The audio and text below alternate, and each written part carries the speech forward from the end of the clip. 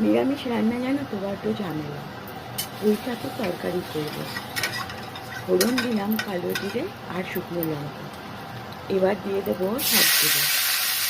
এসব কাটাকুটি বড্ড ঝামেলার কাজ, যদিও আমার ভালো লাগে না, তবুও করতে হয়। এবার দিয়ে দিলাম সমস্ত সবজি কেটে ধুয়ে জল ঝরিয়ে রেখেছিলাম। এবার একটু দেবো নুন আর হলুদ, আর দেবো কাঁচা লঙ্কা। এই যে আর দেবো এখানে নেই, আর দেবো হলুদ দিয়ে খানিকক্ষণ ঢেকে রাখবো।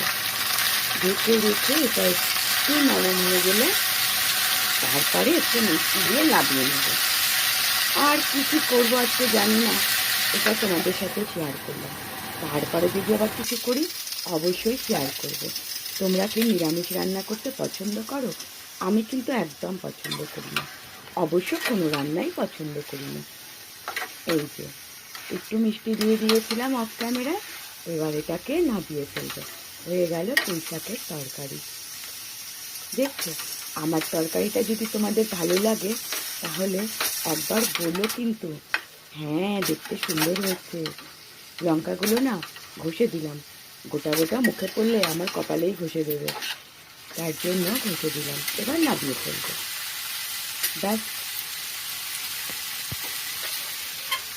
এবার নামিয়ে ঢেকে তারপরে আর কি করা যায় দেখি। ইচ্ছে আছে কচুর তরকারি করবো। সেই কাঠি কচু বলে না, ওটা খেতে কিন্তু বেশ ভালো লাগে জানো তো। ওটা আমি খুব পছন্দ করি।